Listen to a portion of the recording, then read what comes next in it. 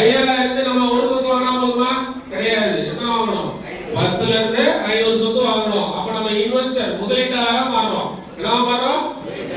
நம்ம என்னவா மாறணும்? முதலீட்டாளரா மாறணும். அது ஒரு பரிணாமம். ஓகேயா? சோ பையிங், செல்லிங், இன்வெஸ்டிங் சொல்லுங்க. இந்த மூணு பரிணாமமும் யார் அடைய போறா? பண்ணிடலாமா? ரைட். இந்த மூணு தான் மொத்தமே ரியல் எஸ்டேட். ஓகே, நீங்க கூகுள்ல போய் ரியல் எஸ்டேட் போட்டு பாருங்க, என்ன வரும்? Buying, selling, investing. இந்த மூணு தான் வரும். இதுதான் இந்த தொழிலோட பேசிக் அடிப்படை. கரெக்ட்டா?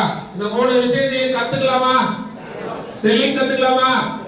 பையிங் கத்துக்கலாமா? இன்வெஸ்டிங் கத்துக்கலாமா? ரைட். கத்துக்கிறதுனா ஸ்கூல்ல பிள்ளை என்ன சொல்லுவீங்க? நம்பர் 1 வரணும். என்ன சொல்லுவீங்க? சொல்லுங்க. நான் நம்பர் 1 வரணும். நம்மள பார்த்து சொல்லுவீங்க. நான் நம்பர் 1 வரணும். சொல்லுங்க. நான் நம்பர் 1. பிள்ளைய மட்டும் படிச்சு எப்படியாவது ஜெயிச்சிருப்பான்னு சொல்றீங்கல்ல, கரெக்டா இல்லையா? உங்களை பார்த்து நான் சொல்றேன், எப்படியாவது ஜெயிச்சிருங்க. சொத்து வாங்கி எப்படியாவது ஜெயிச்சிருங்க. அவ்வளவுதான் நான் சொல்றேன். புரியுதுல? எத்தனை சொத்து? 500 சொத்து வாங்கி தலைமுறையவே ஜெயிக்க வச்சிருங்க. யாரும் ஜெயிக்க வச்சலாம்? ரைட். இப்ப நம்ம திரும்ப திரும்ப என்ன சொல்றோம்? 500 சொத்து தான் உங்க வாழ்க்கைக்கான பதில். கரெக்டா? உங்க தலைமுறைக்கான பதில் என்ன?